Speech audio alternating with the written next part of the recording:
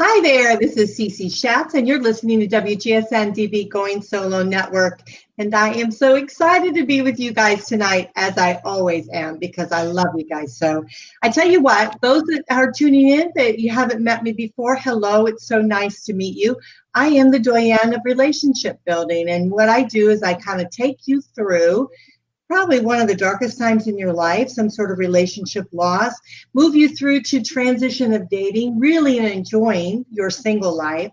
And then hopefully we raise your vibration into another level. And if you decide that's what you want is another relationship in your life, we hope that we can make that happen for you. So I am the connector. I'm fondly referred to as the connector. And what that means is here on WGSN-DB Going Solo Network, I bring these absolutely wonderful guests on board with us each and every week. Hopefully, if not, then I give you a bit of words of wisdom from myself. But I try to bring these great guests so that we can get a flavor of what they do and understand the journey that they were on, and really try to embrace those around us. So that's really what it's all about here on Going Solo with Cece. And I have my guest with me tonight. I'm very, very excited, and I've been excited all week about having her on board because she does one of my favorite things in forever in I think in profession. And it's Kim von Berg is her name. She is a relationship expert. And I think that is the best thing ever because all of our relationships, everything we do in life depends upon a relationship that we build. It can be just the smallest, minute little thing with maybe the gardener or the lady at the checkout, or could be something much more important. But it's all about relationship building, and Kim is the expert on that. She does thriving, loving relationships. She's a relationship expert. She specializes in healthy romantic partnerships, and her business, Thriving, Loving Relationship, has been flourishing for about, I guess, since 1997. So that's been a long time. So for over 20 years, Kim has been a relationship and a love coach for singles and couples. And she's really an authority of love and empowerment in relationships.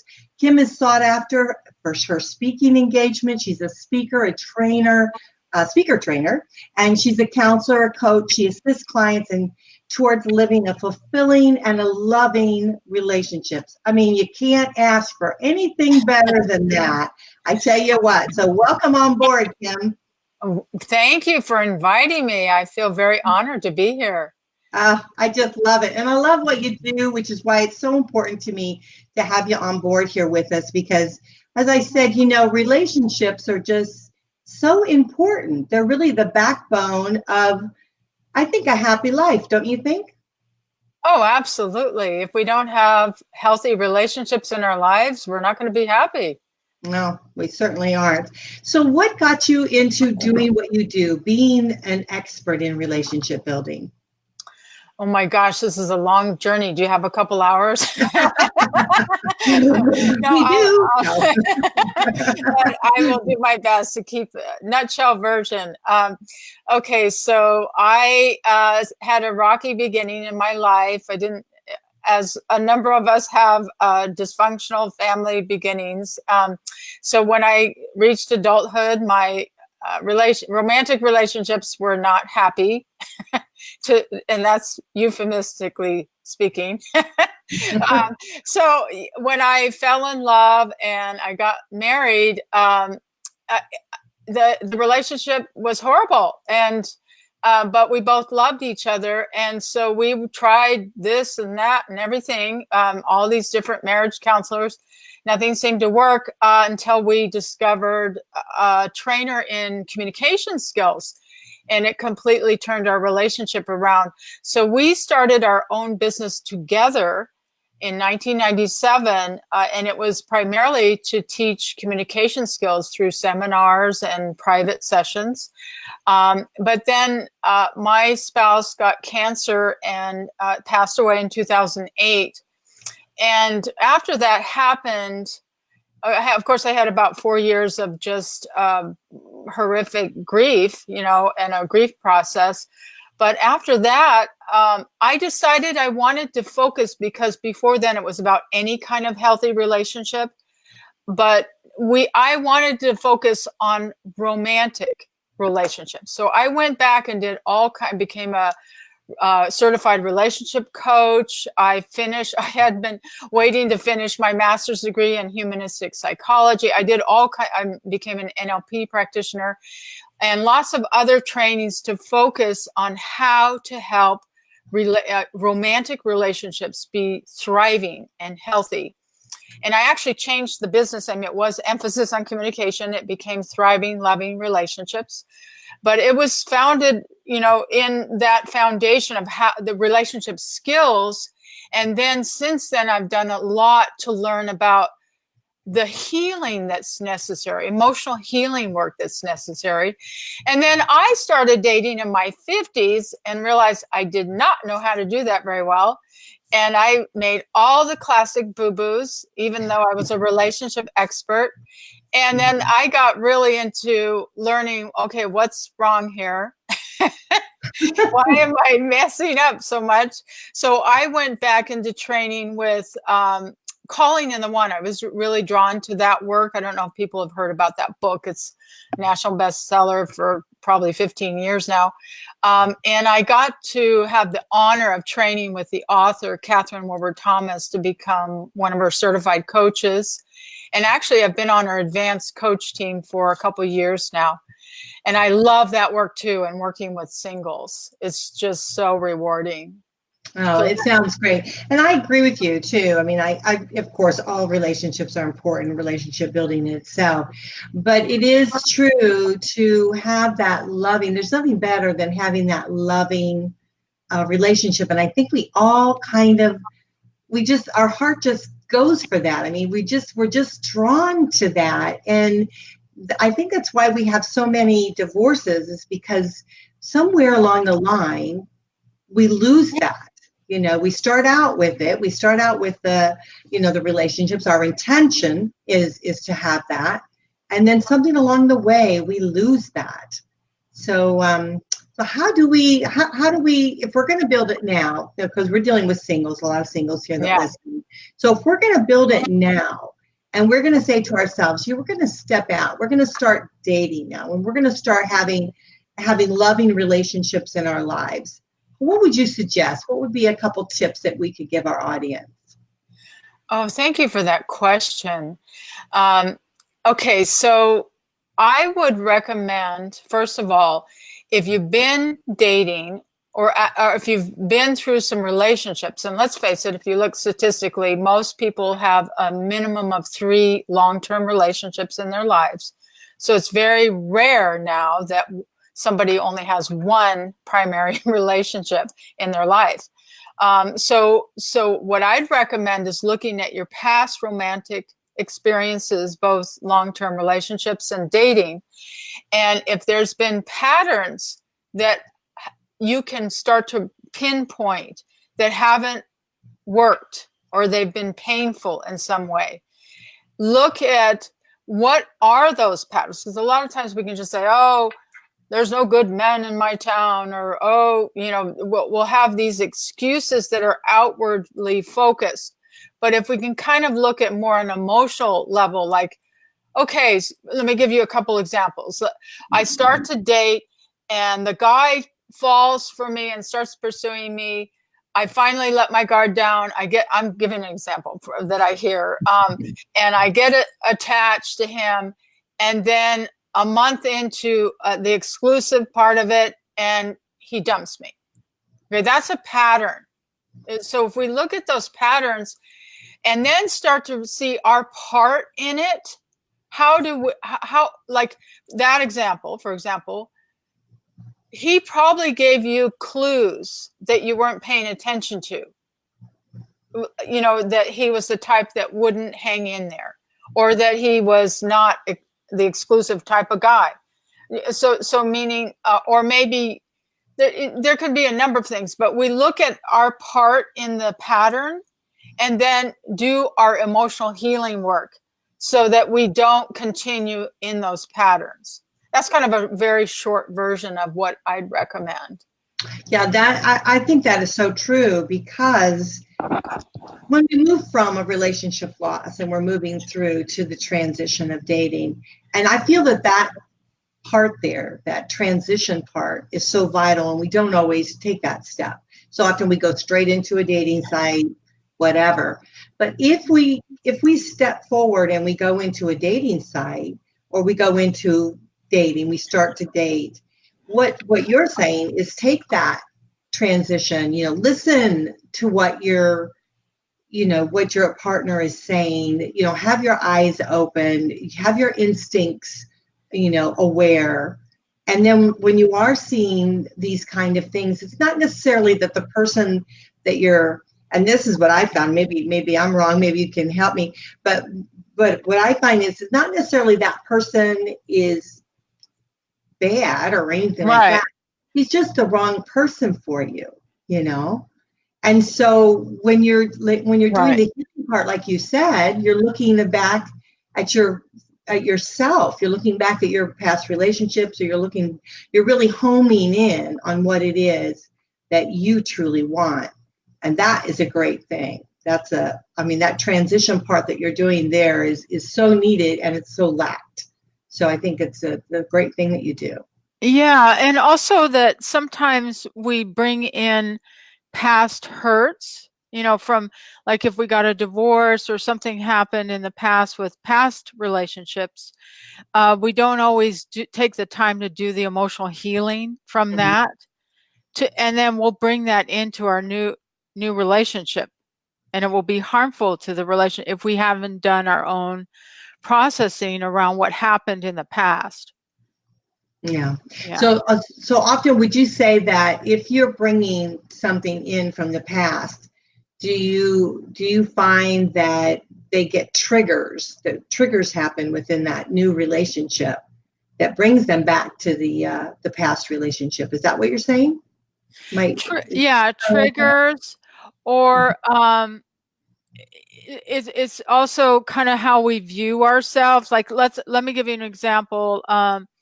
Let's say your partner cheated on you, the previous relationship, and so you're extra careful, now when you're dating, like, I'm not going to get involved with a cheater again. And then you get involved with someone, and then every move you're suspecting, you're not giving them the benefit of the doubt. Like you're bringing in your past. Yes, that partner from before cheated on you, but if you choose well, that you can build a trustworthy relationship, but you might not even give it a chance to be trustworthy if you're bringing in that mistrust. Right. So you're looking for the negative then, aren't you? Yeah. So you can't really do that. You take the time to heal from that and go. And part of healing from a past relationship is to look at your part in it. Because even if somebody cheated on you, which is terribly awful, and we hold that person accountable, but at the same time, we may have played a part in that dynamics of that happening. And so we look at our part and make a vow to ourselves that we're not going to do that anymore. Yeah, that's good information. I've often said, Kim, is that we can't move forward in our lives, and we can't understand ourselves unless we understand the part we played in the demise of our last relationship. Perfect. Because there is the part we played in it. It's not all the other person. We want to say that. We want to say, oh yeah, it's all them. They did us wrong. And even if they cheated, there's still a part there. Whether you stayed too long, whether you overlooked, the signals were there. What you had said earlier really caught me, is when you said the signals, there was something there before, and you didn't quite catch it. So you really do need to listen. Right. And part of this also, when we've had unhealthy relationships in the past, or we notice we have a pattern that's painful in romance, a lot of times it also has to do with our attachment styles. And, I bring that into my work, as the whole attachment theory, because if we're insecurely attached, if that's our style, we have a tendency to get attached too quickly to people. And then before we've gotten to know them, or we get sexual on the first date, or whatever it is that suddenly we get attached right away. And then, we'll wake up 2 months later and go, who the, what is this I'm sleeping with? Like, how did I end up here? And then the other way is we might be love avoidant, which is, we push people away we often do it unconsciously because we find that love is unsafe. We believe that love is unsafe. And we usually have good reason why we have these attachment styles.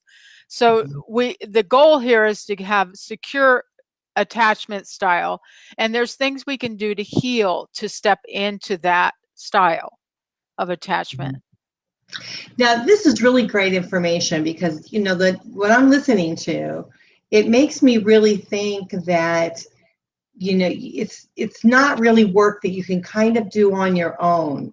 Because the more I think about it, and the more I've listened to what you're saying and listening to other people, struggle through dating, it's not something that you kind of need a sounding board. You kind of need a person to kind of go over some of this stuff with you, as you're thinking out loud, maybe, to try to really address some of these issues. Don't you think? Absolutely.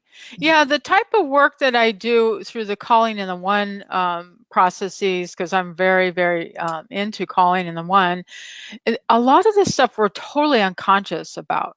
We have it's kind of like if you asked a fish to describe water.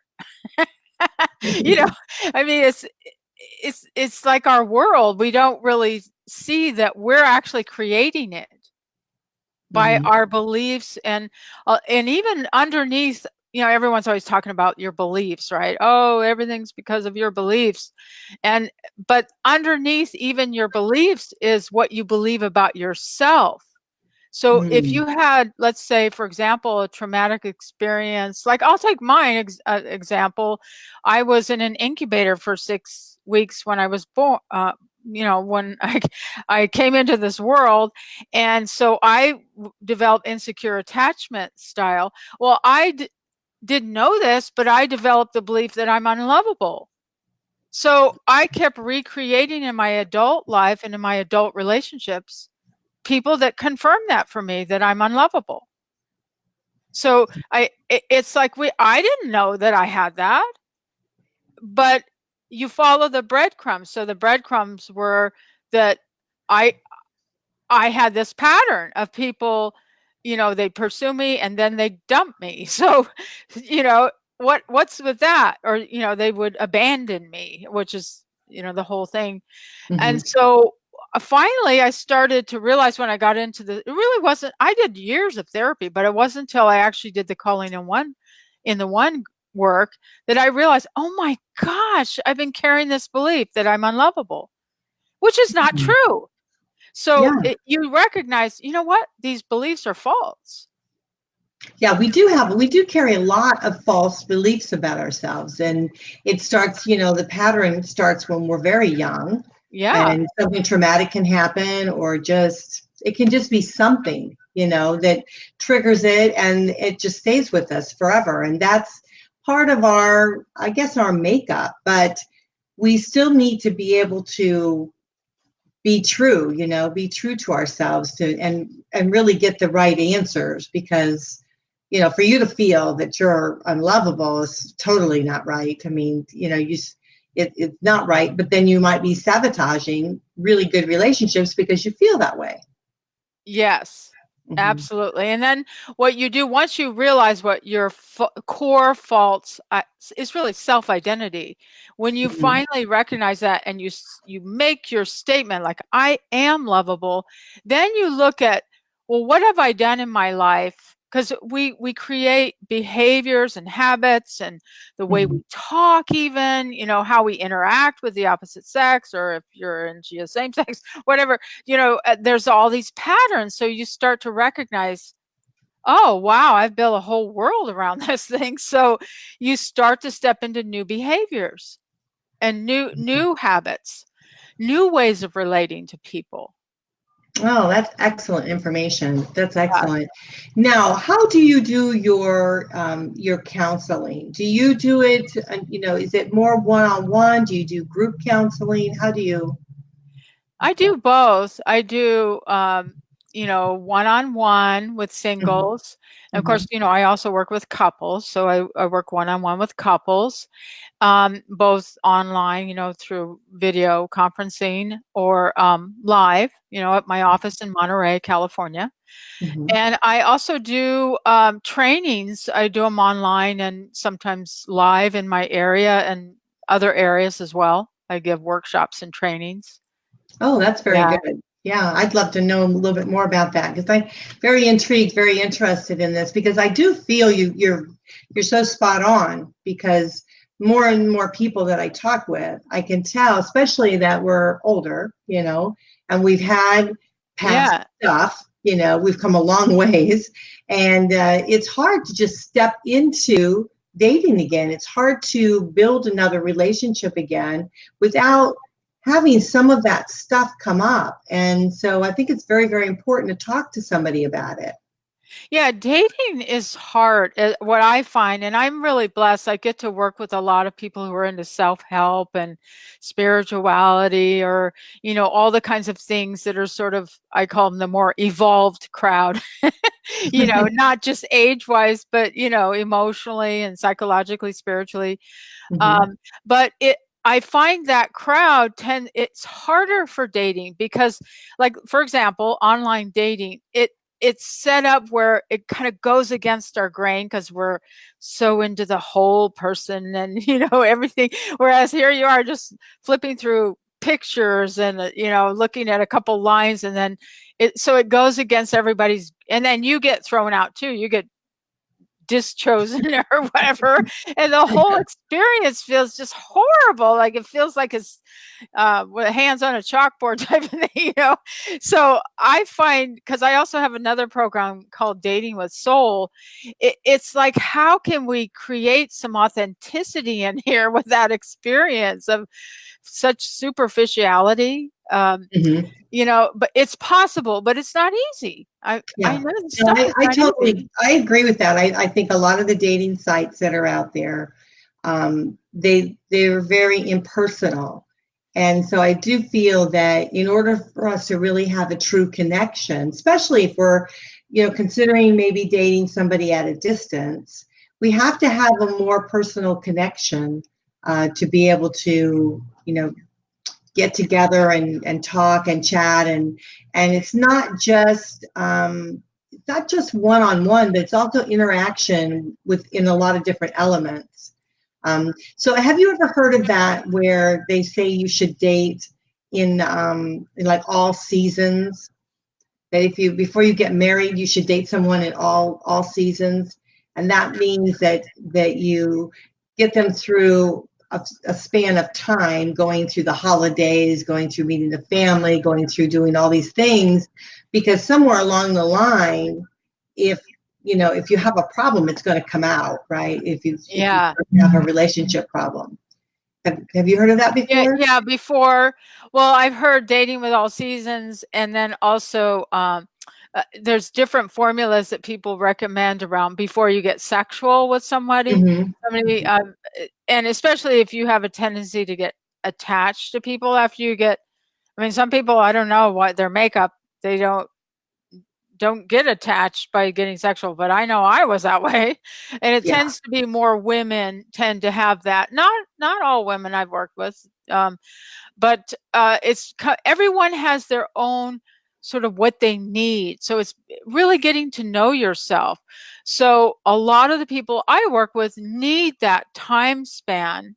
Hmm. Like you said, all seasons, or another formula is 20 dates before they get sexual or something like that. But you kind of decide for yourself. It's funny, I just had a client this morning go, 20 dates? I'm not going to do 20 dates. So some people Some Like, people you know how old want I am? Am I going to still be able to do it after 22? got it down to 10, but anyway. Yeah. Yeah. So, but everyone's an individual in this, you know, I mean, so you decide, I call them your own parameters.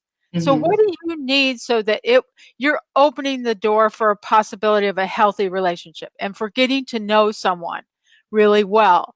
So what is important for you in Mhm. deciding that? Yeah. Yeah. Yeah, that's very good advice, because I think too, if we do, as women, looking at from a woman's standpoint, and we tend to be a little bit more emotional on things, if we do it too early, if we have sex too early and there's really not that connection there, it can be very hurtful. You know, if we have that connection but they don't have that connection Yeah, with us. exactly. So, Yeah. and for men, I think it really equates to time. You know, I think they need a little bit more time, even though they don't want more time. They do. Yeah, exactly.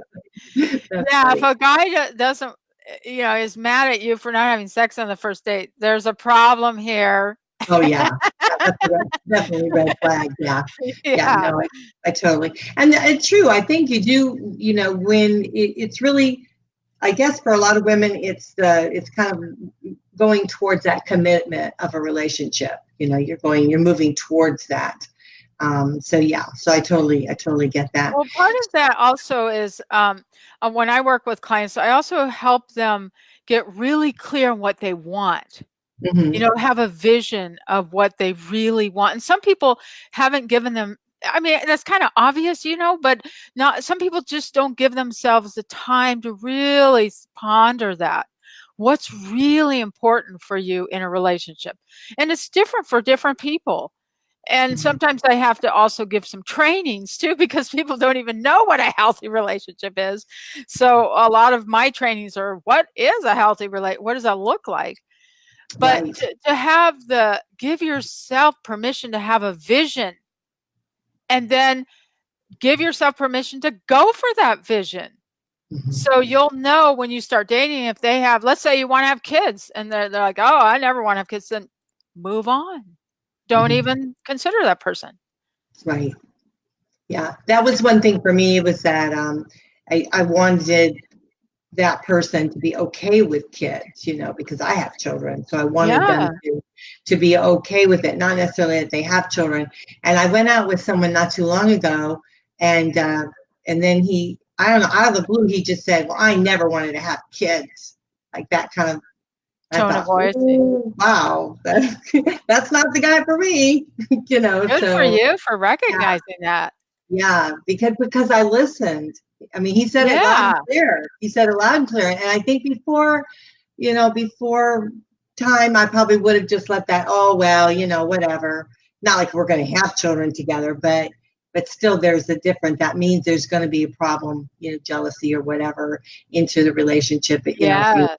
your children. But yeah. So I think it's very, very important that you do listen and that you do pay attention to the signs that are out there, you know, and definitely. Now, I wanted to ask you, how about when you meet someone and let's say you're dating for a while and it looks like you're going to have a serious relationship, but you still have a bit of rocky road. I mean, there's still stuff happening that maybe your past or things like that. Can you help? Because you said you do couples, so can you help with that? So even though they might not be married, but can you help with them? You know, talking with them to be able to cement the relationship a little bit more. Oh, yeah. So you're talking about when they've kind of become exclusive Right. That they're and exclusive, but then they're still having some little problems, you know, yeah, because of the past, maybe some insecurities, or yes. really just an adjustment to, you know, maybe they've both been separated for a while. Now they're coming into a relationship. They've been a little bit independent, you Yes. know, and now they're coming into this where they're, you know, your independence is kind of getting a little squashed. Yes. Oh, I love that question because I do tend to work with. Well, I have all levels of a relationship that I work with, but it's funny. It's that tends to be the majority of the couples I work with. They're sort of in that I call the beginning stage, Mhm. and let's face it, if you study this stuff, the first stage of a partnership is the power struggle stage. So it's the toughest one, and a lot of people it's like the honey. I take that back. The first one's the honeymoon stage, and then it goes into the power struggle stage. So after a lot of times they're just starting to flirt with graduating out of the honeymoon stage, and they're going into the power struggle. And unfortunately, a lot of people dump the relationship with that happening because we have no training in this society what to do with that. So I oftentimes there's several things I'll do because I'm conscious of time because I could give a whole talk on that. But one is the vision I just mentioned, Mhm. really tapping into each person's vision of what they want for the relationship and how they can come together. Maybe they don't agree on everything, but what are the core things they can come to agreement on? So what are they going to agree where they want to go in the relationship Mhm. and create a vision. And the other thing is when there starts being differences and arguments and like, well, I want this and I want that, and they seem to be conflicting. It's learning basic communication skills. And the biggest communication skill that we all say we do, but unfortunately most people don't do a very good job, is listening. Mhm. Good listening skills.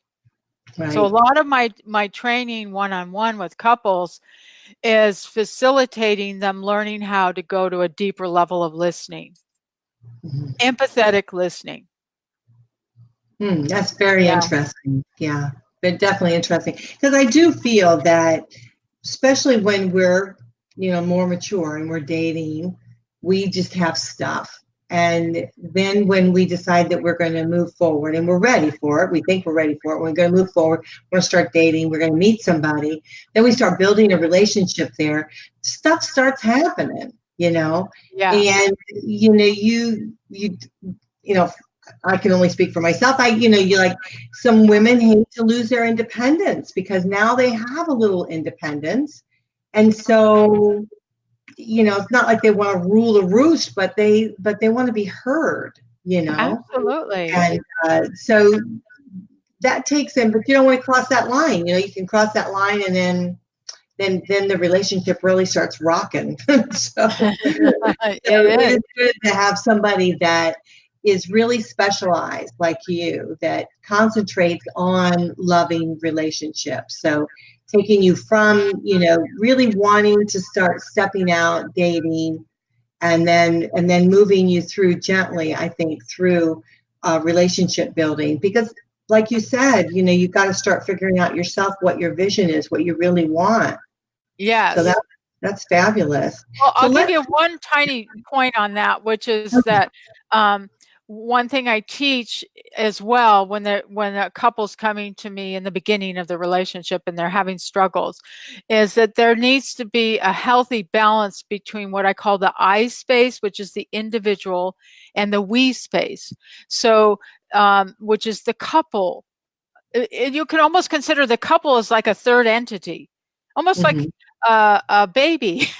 Your relationship is like a baby, and so it needs nourishing, and maybe some training and some listening time and some workshops maybe, and it needs nourishing and one-on-one time that's quality time, Mhm. intimacy. It needs all that feeding.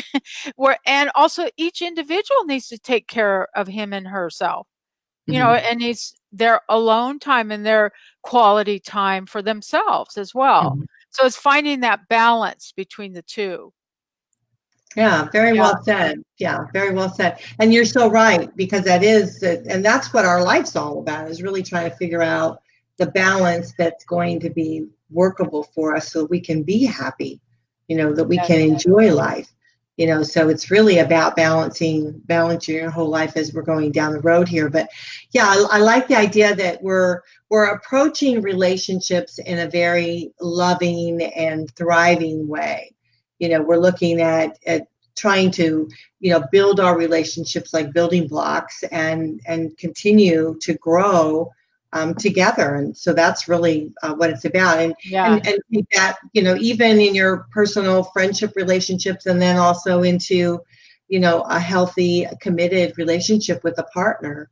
Yeah. So, yeah, absolutely. So tell us a little bit about your website that you have. You've got a pretty cool website. It's Thriving, let's put it up here. It's Thriving Loving Relationships. So, and that's what we're all about here today, is thrivinglovingrelationships.com. Yeah, okay. So we just got up because I knew I was doing this interview. So we have a new pop-up as of this morning. This has a gift. So if you go there, there's a gift that we're offering. And it's one of the components that I think is so valuable when you start to get yourself out for dating. And dating's hard, let's face it. It's a tough one. You have to have courage and self-esteem and self-love. And so one of the big pieces I think is valuable is self-love. But we all talk about self-love, but what is that anyway? So I put together a very brief little audio workshop. And you can access it. It's free now. I don't know how long we're going to leave it up, but go to thrivinglovingrelationships.com and a pop-up will happen and you can get access to this free gift. And it's audio. And it's also, I put in there a self-assessment so you can see where you're at with your self-love and what components might you need to still develop. So. Wow. I think that's very important, because if we can get it right within ourselves, right? If we can do that, we can really start understanding what it is that we want. And so we have to start with ourselves first.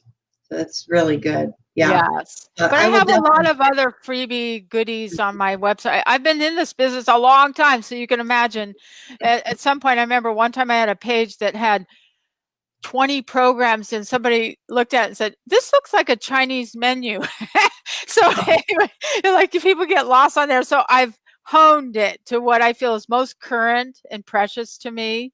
Mm-hmm. So, take a trip around thrivinglovingrelationship.com and you'll see I have lots of different things on there.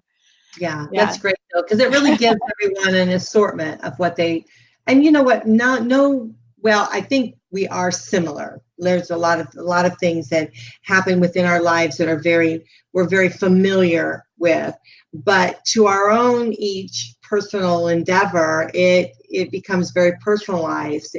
And so sometimes when we look at different programs, there may be something that I might choose where someone else doesn't, so I may have a more of a trigger or a pain level that I need to address a little bit more than someone else. So it's nice to have a variety of options to be able to choose from. So that's great. But yeah. And I love the idea that you go from, you can take someone from themselves individually and blossom them through and the transition of dating. And then, also into once they have a relationship, to know the importance of continuing to work, but not only on yourself, but work on your relationship. Yeah. So people just think, okay, you're in a relationship. It's supposed to be, that's it. Yeah. And actually that's just the beginning. Mm-hmm. That we are deluded in this, I think, with Hollywood and everything. They show the movies and, they finally have the wedding, right? And then the curtains go up and and so that's it. Little do they know they're just starting. Mm-hmm. There's a lot of work from there to build a beautiful relationship. Yeah, it's funny because I remember when I got married, the pastor had said, it's all to do everything you're doing for the wedding, getting it ready. You're all into the excitement of that moment, right? And he said, just remember that after that moment is life. You had a good pastor. That was a good. And so, each of you have to be 100% into the relationship. So it's like, well, I do want to say, because I don't want to make it sound like, oh, then it's drudgery from there or whatever, because it's actually a great opportunity that we have, that we space, that, because we don't get that in other areas, because, we used to have, strong communities, and that's kind of fallen apart, and, technology's taken over, but we have an opportunity with intimate partnerships it's like I think the most powerful opportunity we have to grow and flourish as human beings.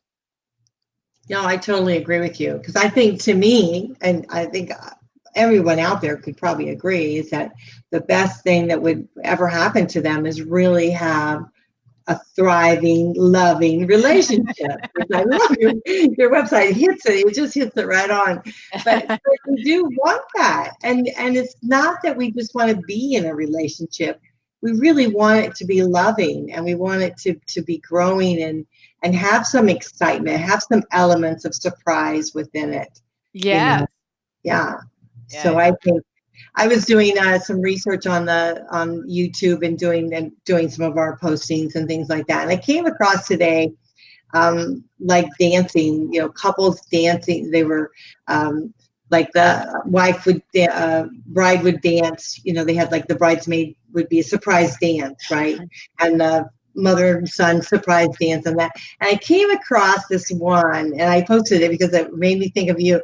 And I came across this one where this gentleman is just an ordinary guy, right?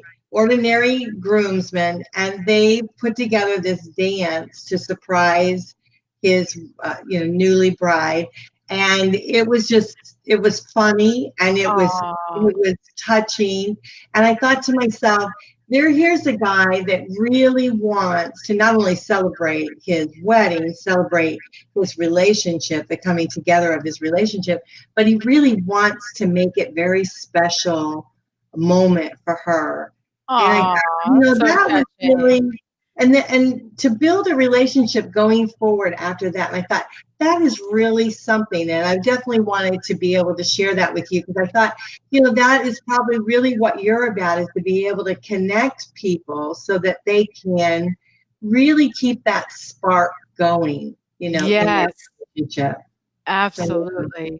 That's one of the key components of what I teach is a healthy relationship, is to keep that spark going. Right, absolutely.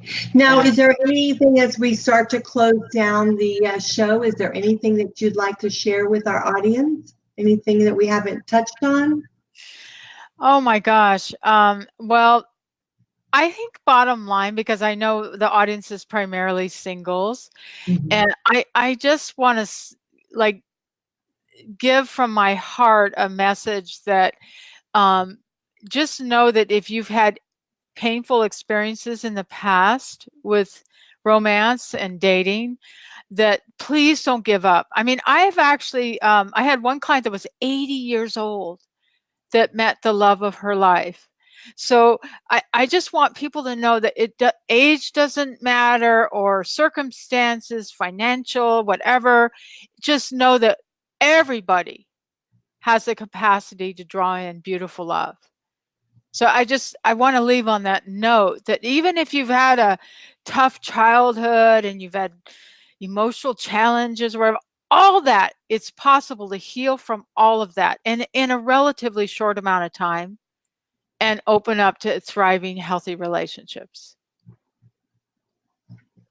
Well, that's terrific, and I do appreciate that. So what is the best way for us to contact you? We put up your website on there, but do you have an email or anything like that you'd like to share? Well, yes, you can email me at kim@thrivinglovingrelationships.com.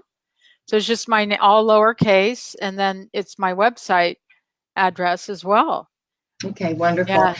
And I know you're also on Facebook, you're on LinkedIn. Yes. So if they can't quite remember your website, you're around on the social media. Yes. So, one thing I wanted to explain, I actually have two websites, so people don't get confused. Yeah. And they're connected, Thriving Loving Relationship. My other website's Kim kimvonberg.com, just my name.com. And that I primarily have services and gifts and everything for couples. So, but they're interlinked. So if you get confused that you click on something for couples on Thriving Loving, and all of a sudden you're at a new URL, that's just because I tried to separate the two a little bit. Yeah. Okay. Yeah. Yeah. That makes sense. That makes absolute sense. Yeah. Well, we all want to be there. We all want to be in a thriving, loving relationship, even if it's with ourselves. Yes. We all want That's to where have. it starts. Yeah.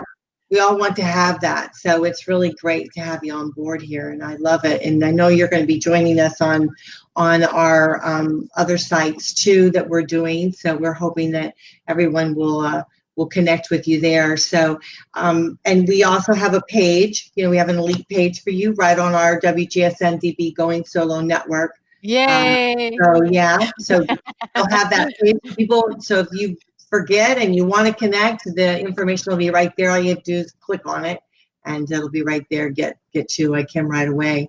So we want you to be able to do that. But I love what you do. I love the idea that it's just a continuous thing. I hope that we can instill in people that it's not just what they do today, but also what they're going to do in the future. It's nice to have a sounding board. It's nice to have someone that you can talk to kind of work things out versus, what, God forbid, that we have to go through, which is a relationship loss. So we don't want to do that. We want to try to keep those good relationships going and move you through to the life you want, right? Absolutely. Yeah, absolutely. All right. I'm just going to put up your website just one more time so everyone has it. It's the Thriving Loving Relationships, that's plural.com. Yes. So just go ahead and get with Kim. It's Kim right here. I'll put her name up there, Kim Von Berg. And you can contact her. She's a relationship expert. And you can contact her. But thank you so much. I appreciate it. Susie. This has been so I've much learned fun. a lot today myself. I want to thank you. It's been a lot of fun. I appreciate it. Thank you. Okay. We'll see you next time. Okay. Well, this is Cece with another great show at Cece Going Solo with Cece, and you're listening to WGSN-DB Going Solo Network. I hope you'll join me right here next week, same time, same place, and I'll miss you until then. Bye. Bye for now.